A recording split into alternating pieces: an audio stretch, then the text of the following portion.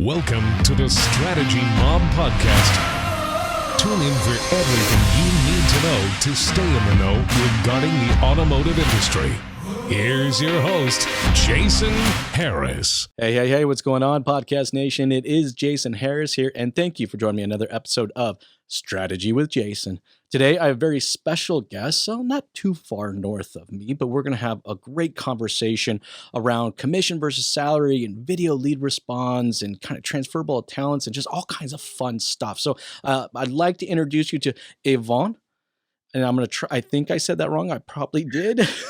You're getting good, Jason. I appreciate it. Thanks for the effort. Hey, for everyone out there that's watching and listening and don't know who you are and kind of how you got started in the industry, let's start off with a little origin story. So how did you get started in this crazy little world we call the automotive industry?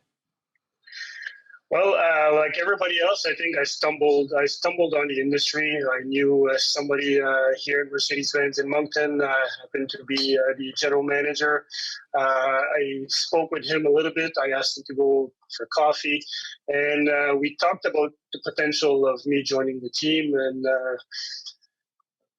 I think it was 3.5 days later, here I was. So as the industry moves quickly, so did my decision. I had to make a quick decision. So. I love when people kind of stumble their way into it. So I'm curious. You were in the hospitality industry, and then just one day you're like, I should try car sales. Did walk me through that? How did you go from hospitality to car sales? I went from hospitality industry to selling fire alarm safety equipment, and that definitely was too far left. It was not something for me. So. There was some amalgamation that happened, and next thing you know, I was looking for something else, and that's how I stumbled to the car industry. I love it. I love hearing how people kind of get into it. Like I said, I find either people stumble their way into it. I think, you know what? It's funny. I actually had someone on a podcast a month ago who get this, was actually a rocket scientist, like a legitimate rocket scientist turned car salesman. So it's so funny how people just kind of stumble their way into the industry, but we're so glad that you became a part of this industry. Yeah. It's amazing. I've been getting calls for the last couple of years of people that I know that reached out to me and say, look, I know you've gone from hospitality to car sales. I'm thinking of making a move myself. Can you give me some pointers? Tell me how you feel about it. And even this morning, I reached out to somebody again saying, look, don't forget you can give me a call anytime. I'd be willing to assist you and guide you into this. Well, I think there's a lot of potential in our industry, so I'm glad that you're here. And I find that I've had a lot of people in the hospitality industry actually work with me in the business, and they've turned out to be some just amazing people, which is I think one of the topics we're actually going to talk about today. We're going to talk about transferable talents, but I think right now the first one I want to kind of talk about, because it's kind of based on what the origin story you just tell me, is there's a stigma in our industry. There's a stigma about being a car salesman. So I'm just kind of curious for you. Did you have any issues with becoming a car salesman? Did any of your family, did you go home and like tell everybody, hey, I want to be a car salesman, and everyone was like, yay? Or did they look at you a little differently? Yeah, it was one of my big concerns. I had a big personal problem with the idea behind it, the stigma, and mainly because of the level of service I'm giving to my clients in the hospitality industry over my career. And I kept trying to put that in my head, is that, can I do this? Can I give the same level of service? And how are people going to see me, all car sales? It was a battle in my mind. But funny enough, my family and everybody was super amazingly supportive. Awesome. And thought it was a great idea. So God knows that maybe I'm the only one with that. No, it's good. Like I do remember coming home telling my mom I was going to sell cars, and she did do one of these. She put her head down and kind of just shook it back and forth. It was like, why? Out of all the things you can do, Jason, why are you going to go be a car salesman? Now, funny enough, she's so happy I did get into the industry, because it's provided such an amazing opportunity for me and my family. The one thing I kind of want to go into, which you kind of touched on already, is a little bit about that customer experience. You have people that reach out to you because of the connections that you've made prior to even getting into the business, and that says a lot about you as an individual. And I think it was one of the things we actually kind of connected on. Definitely one of the things I've kind of absorbed from looking at your social media efforts is that you truly care about that experience. And what I think I'm going to applaud you for here is that you didn't either knowingly or unknowingly, you didn't expect the dealership to provide the experience. You felt immediately it was your responsibility to provide the experience. So kind of walk me through, like, why is that? Why do you feel so convicted it's your responsibility to provide that experience? I'm not sure why, but it has to be, you have to have it inside you. You have to want to. And I think that goes in every aspect of life. And for people that know me, they know that it doesn't matter if it's on a personal level or on a business level, they're going to get a consistent, very personable approach, meaningful approach. And every interaction I have with my clients, they often become friends, not close friends, but they become genuine friends over the period of that. And I think you're building trust, and they feel that you're sincere in that approach as well. Now, is that something that's just, I mean, is that always kind of been, an intention of yours is to connect with people and kind of get to that space? Or because I'm always kind of curious, because look, I got to be honest with you, I'm one of the first people to admit that that is actually not a natural thing for me. It is not a natural thing for me to just connect with a random stranger and try to get to, a place, I guess, of intent to want to serve, that other person. Like that necessarily wasn't in me. Now, of course, over the years I've developed it, but for yourself, has that just always been a part of kind of your mindset, or is that something you constantly have to kind of train yourself on? Yeah, well, I probably was trained at a young stage. Both my parents have restaurants, so I grew up in the restaurant industry. So serving people and people's, clients becoming part of the extended family. So again, I think we're trained that way. It comes, you have it inside of you, and I just never let it go. I feel genuine when I talk to every single person that comes here, and I think I take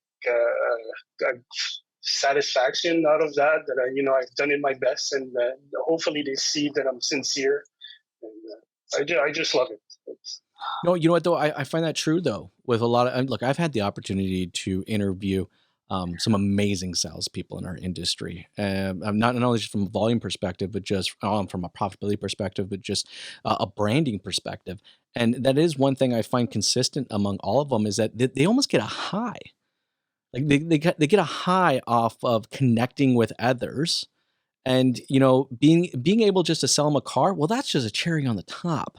But their sole goal is to just connect with others. So I think that's really cool. We were talking a little bit before we started recording about customer expectations, and right now I'm with the consumer. The way the consumers change, it's not enough that we just meet the expectation, especially in the car business. It's not enough that we just sell them a car, right? I think, the customer has been almost conditioned to expect that we exceed the expectations, not just meet the expectations. And I'd love to kind of get your thoughts on how, as salespeople, we can exceed those customers' expectations.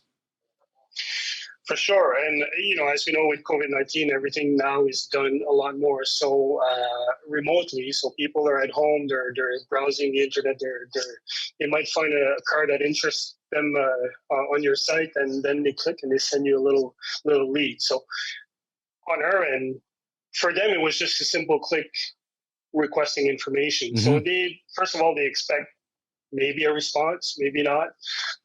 So it's all about that first response and the information. First of all, you answer the questions. You might have just one or two questions. So the first thing would be to answer that question, but give them a little bit something else. And nowadays with technology, we're able, and I love to respond with a video. So I'll do a quick video. I can be home in my kitchen. I'll do a quick little intro video, putting a face to the name, answering their question. and then inviting them to ask me something else, and telling them what's going to be the next step is I'm going to follow up with a copy of the Carfax. If it's a pre-owned vehicle, I'm going to follow up with the inspection report. If it's a new vehicle or pre-owned vehicle, we'll do a walk-around, personalized walk-around video for them. So as I do these steps for them, they know what to expect, and I believe I exceeded their expectation as well. Well, I actually think that's really cool because if you ever think about how you could potentially exceed someone's expectation, the meet and greet is definitely one of them, right? When I first started in this business, I had this manager. No, at the time I thought he was a total dick. Now, of course, over the years, I think I've kind of maybe understood some of his methodologies a little bit better. But he had this thing where, as a salesperson, you couldn't sell a car that day unless you could properly verbatim repeat the meet and greet to him. So every single morning, everyone would line up. I feel like it was like schoolyard. We'd all line up, and we'd have to go one by one, shake his hand, and verbatim do the meet and greet. And if we couldn't do it, we got sent home for the day, and we weren't allowed to sell cars that day. Now the industry's changed a lot, but look, back then I thought the guy was just a total dick. Now what I'm realizing is really what he was doing is he was conditioning us in what we say to consistently execute a good meet and greet, because it's that first impression. If we ever want to see someone's expectations, it's that first impression. I'll give you an example. Before COVID, back in February, I was visiting a hotel. And I pulled up to the hotel, and before I could even open the door, there was someone there to kind of open the door and help me with my luggage, and immediately said, "Hey, Mr. Harris, welcome back." Wait a second. Do I know you? Like, how did you? Wait a second. What was that? Okay. So now, of course, that piqued my interest for a while. I asked him, I said, "Wow, that's really cool. How do you know my name?" And he goes, "Well, when you pulled up, we actually we have your license plate number on record because when you filled out your reservation, you put that in there for valet purposes." I said, "Oh yeah, that's right. I do remember doing that." And they're like, "Well, we pulled that information up, so that's how we're able to do that." I'm like, "Wow." Talk about within the first 15 seconds exceeding someone's expectations, just by being able to call their name out. And you're doing that with your video lead response, right? And real quick, guys, I don't know if you heard what he said, but he said he actually does it in the kitchen. So that means a lead comes in, even if he's not at the dealership, you still respond with the video. Is that correct? Is that what I heard? Absolutely, that's what you heard. See, I think that's just super cool. I don't think there's enough. I think people are so worried about creating videos sometimes that they're not even willing to do it at home.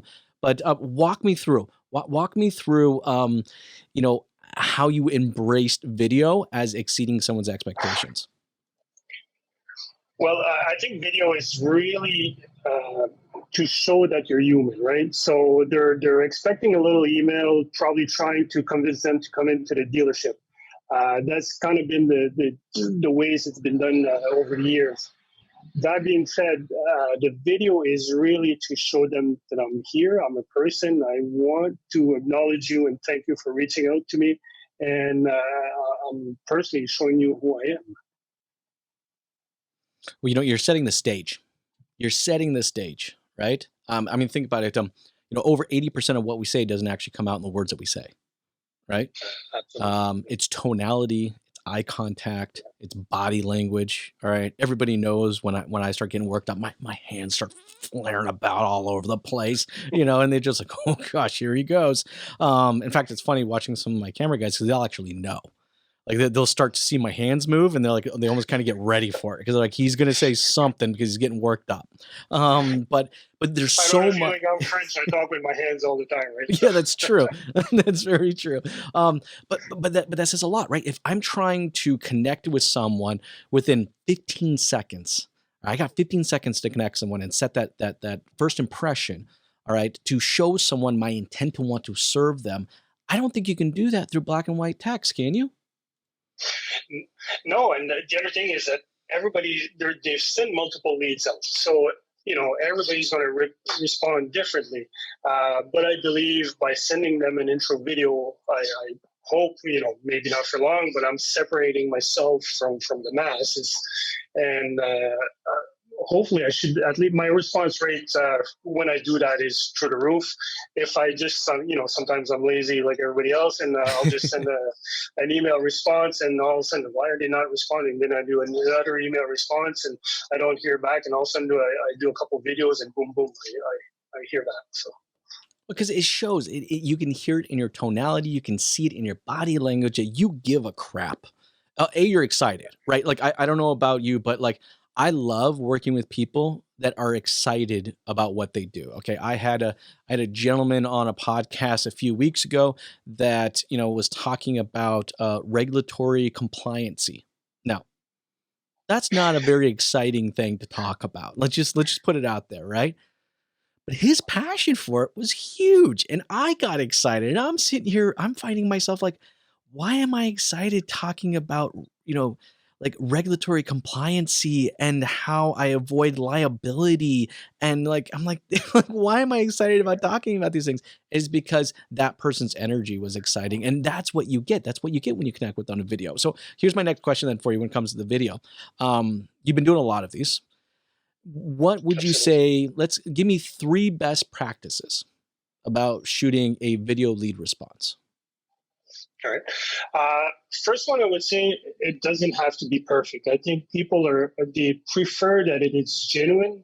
We talked about it a while ago when you fell on the ice or something along those lines, maybe not to that extent, but nonetheless, they like that it's not a full-blown Hollywood edit. Doesn't say that it has to be really rough. Secondly is in my case, and I've learned this right out of the gate, I was selling a car to somebody from Toronto, and it was a pre-owned Mercedes-Benz, and I made sure to show any flaws, any imperfection, and I did not want to hide anything, so transparency in the video is key. And I think second part is to be on cue. If you're going to tell them that you're going to follow up and send them a follow-up video or a walk-around video, well, you should do so in a decent response time. So not next week or in 2 weeks, but it should be fairly quick. And they will be astonished that you've given them all that information and in that short period of time. I like that. I think one take. I'm with you on this, right? I think you make a mistake, you own it.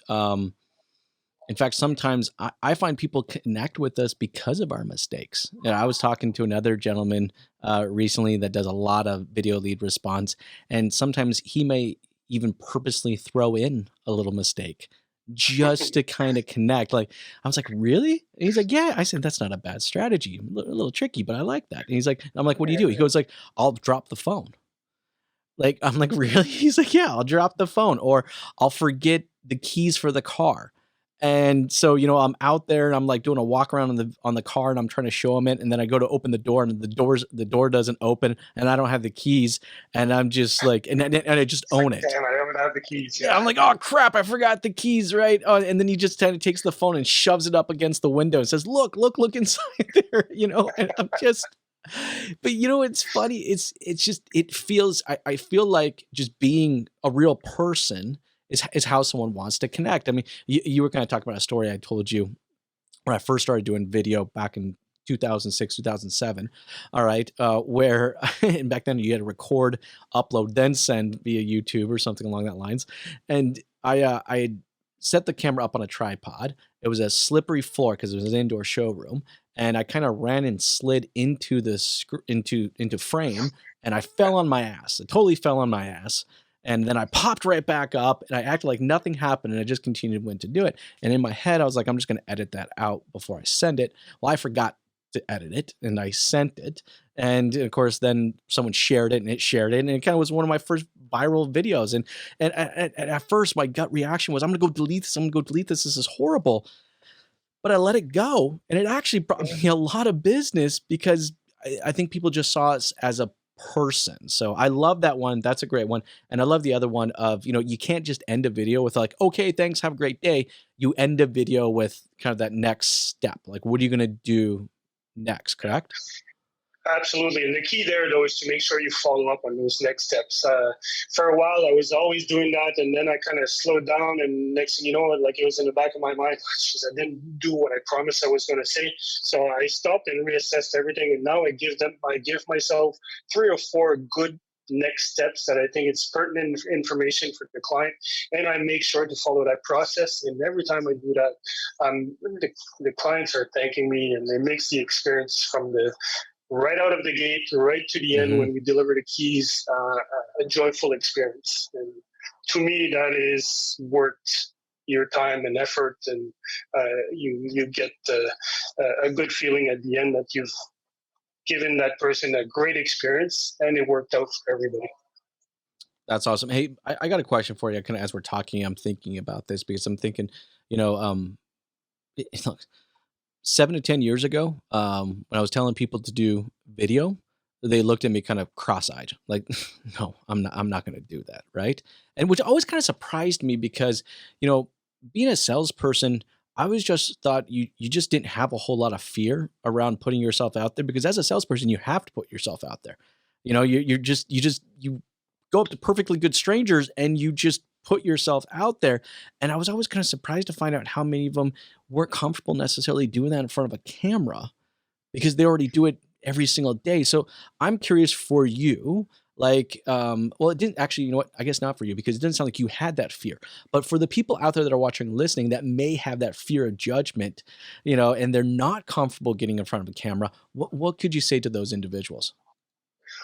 I'll start by saying I think everybody has that. It doesn't matter if you're a Hollywood star. I think that, you know, at first, the first couple times, you're always going to have that little jitter and uneasy feeling.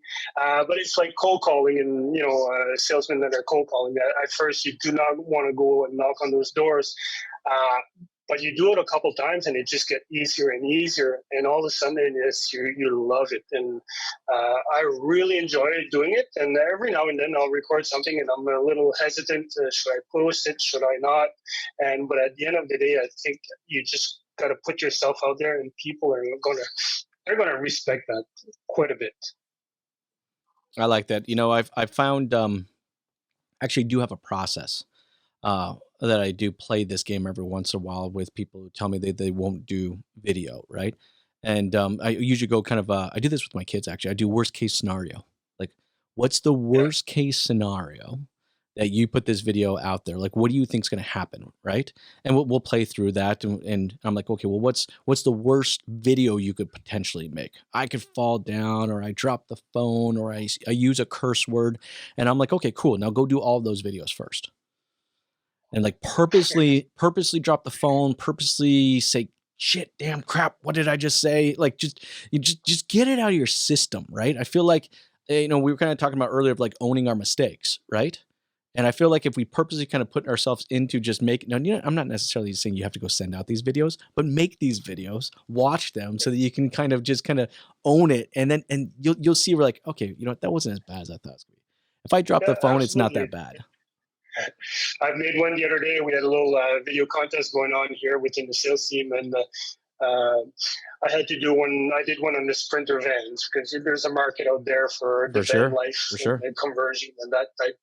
And I didn't really know what to do, and I didn't have any content. And we're in the middle of winter, and we don't have many vans here in inventory. So I just went and stepped in behind one of the empty cargo vans, and I started recording. And I recorded a bunch of stuff, and I ended up putting a little video together for the masses. And you know, by far, it's not perfect, and it might not even be interesting.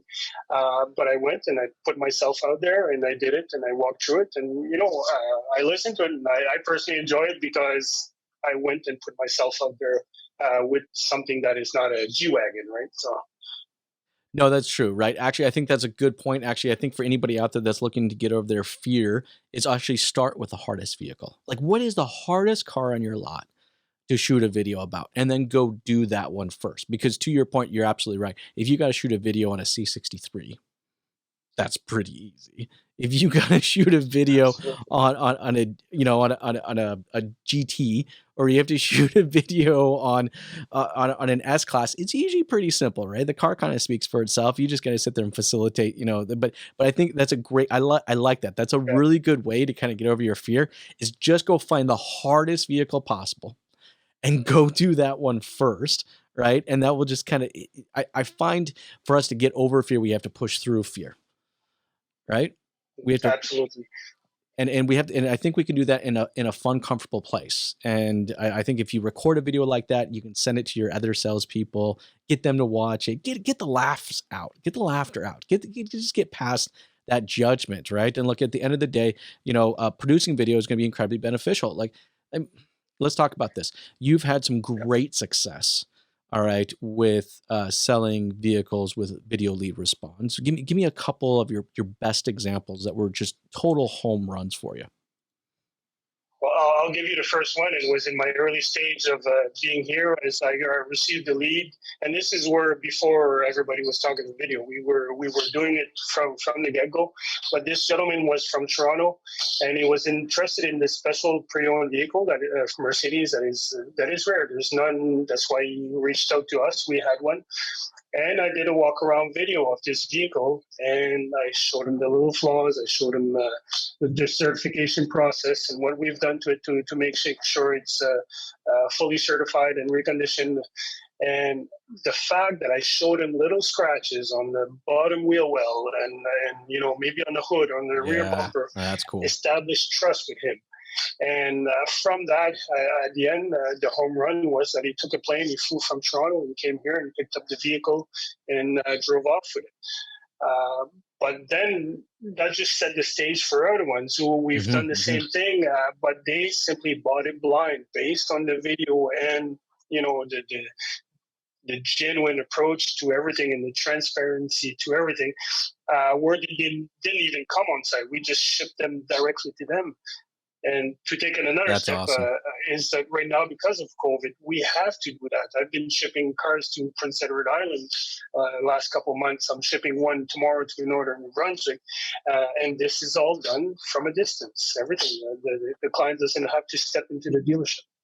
Yeah, that's one thing. If I hate to say if there's any silver lining, but if there's a silver lining here, this is something you've been doing for a little over 3 years. So, the fact that as an industry, we're forced into a place where we have to communicate remotely, we have to connect from a distance. I mean, did you feel like you were just a little bit more prepared for this than others?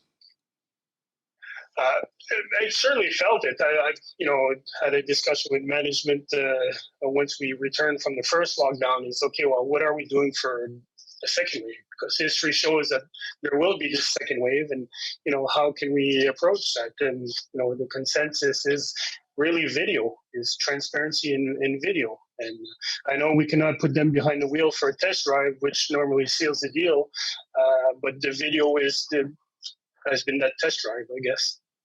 No, it's true. I mean, you have to create that trust factor to the point where someone feels confident that they can do an entire transaction that way. I'm curious because we were actually kind of talking about this before we started recording, was kind of the transferable of talents. And I'm just wondering for yourself, if you feel like some of the talents that you've created being in the hospitality industry and your other experiences previously, do you feel like some of that got transferred into automotive and what you're doing right now? Absolutely. I'm a strong advocate of transferable talent or skills, as I'm used to calling it, is that everything you do in your career over life, whether it's personal or through the career, you acquire skills. And in my case, the hospitality industry has made me who I am today in the auto industry, no doubt in my mind.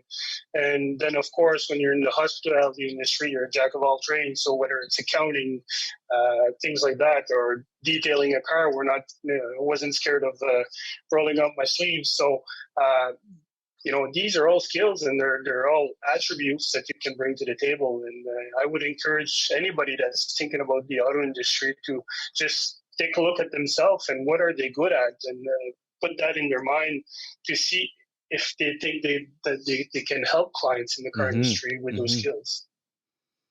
No, it's true. I mean, look, I'll give you a funny story. One of the best managers I've ever had work for me was an ex kindergartner teacher. She was she was and funny because a lot of people go, "Did you just hire a kindergarten teacher to be your sales manager?" I said, "Absolutely, I did." And I hate to say it, but managing a team of salespeople, in a lot of cases, We're is a bunch very of similar. kids. Is very similar to managing a classroom full of kindergartners. But it was a transfer of those talents. But also what I found is that she was amazing at teaching and developing people because of her knowledge as a kindergarten teacher, all right? She knew that people took information differently and they took it at a different pace.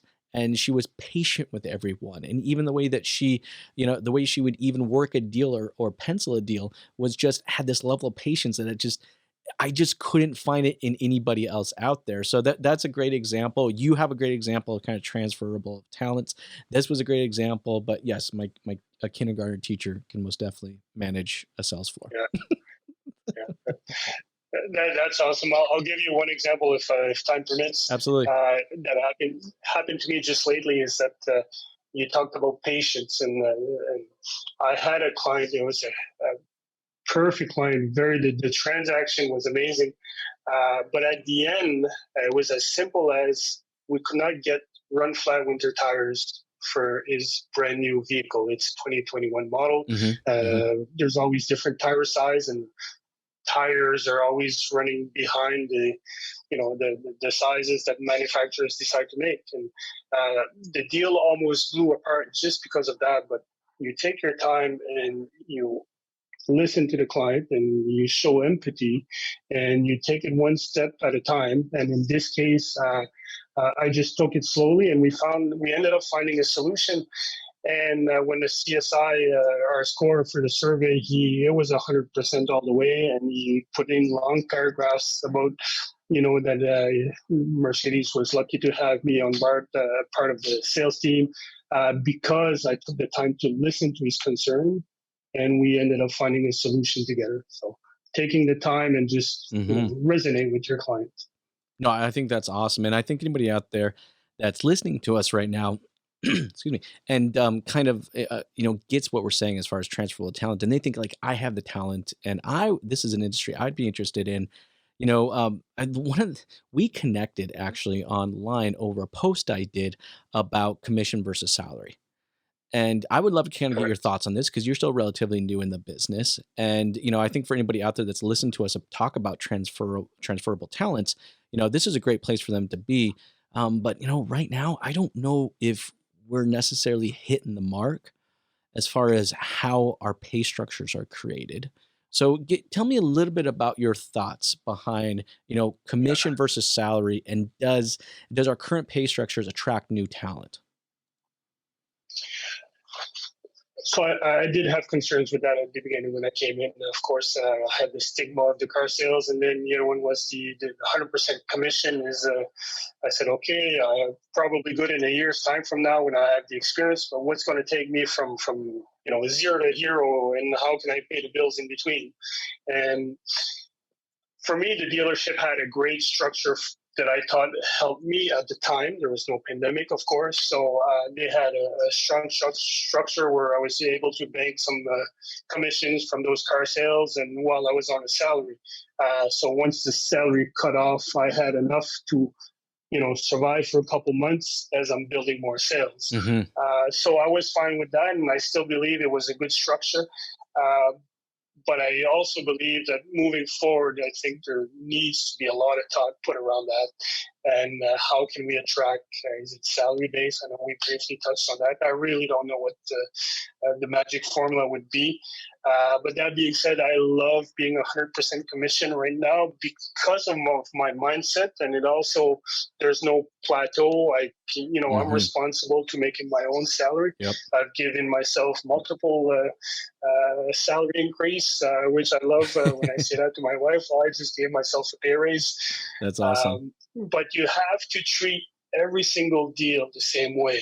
If you're 100%, I refuse to treat a client one way because I know I'm going to make a big pay on this deal, and the other one is $200 minimum. For sure. I refuse to think of that, and I will strongly, just by heart, serve everybody the same way, and it all balances out at the end of the year. But if you don't have that mindset, I think the commission base can be detrimental to the customer experience and the service you provide. Yeah, you know what? I'm not necessarily saying that I have the right answer. I definitely do think, though, that we need to have a conversation around it. Not only because it is 2021, but also because, the impact that COVID has had on our industry. I think finding and attracting new talent is going to be a very big topic moving into this year. And I think the way our pay structures are set up right now, and also, our constant, trying to find that next superstar for our sales team is just, I think there's going to be a lot more focus around the team and how people connect with the team and interact with the team. So that will ultimately, kind of determine who we bring on board. And I think the way we compensate people moving forward is going to have to kind of fundamentally change. I think the experience itself has gotten, look, we talked about this earlier, very beginning. The fact that the customer's new expectation is that we not meet the expectation, but exceed the expectation, that is the new expectation, says a lot about what we have to do as an industry. And our pay structures have to change for that. Look, I know it's getting towards the tail end of our time, and I'm confident we could probably jam about this for probably a good another solid hour. But before I let you go, though, for everybody that's been watching and listening to us talk, for this period, what is, and they want to connect with you, what is the best way to do so they can kind of continue the conversation or follow along with your journey? I think social media platforms are a great way to connect. It's so easy to follow somebody and send just a quick private message, and I'm getting them on a daily basis, and I try to respond to every single one of them. And so whether it's Instagram or LinkedIn or Facebook, I do have a little Facebook page as well. Feel free to reach out to me. Yvan Mercedes, I guess in French, for my French contacts will know what that means. It means he sells Mercedes in French. But so please just reach out to me on LinkedIn or Instagram, and I'll be happy to just have fun, share your personal side of who I am. That's awesome. And I really encourage anybody out there that's watching and listening right now to connect. I think there's just a lot that we can learn when we connect and when we continue these conversations. Yvan, thank you so much for taking the time to jam with me today. This has been so much fun. You have yourself an amazing day. Thank you so much. I appreciate it. Thanks for tuning in to the Strategy Mob podcast with your host, Jason Harris. Don't want to miss new content? Be sure to sign up to be a mobster at strategymob.com to stay in the know. Remember to like, comment, and subscribe.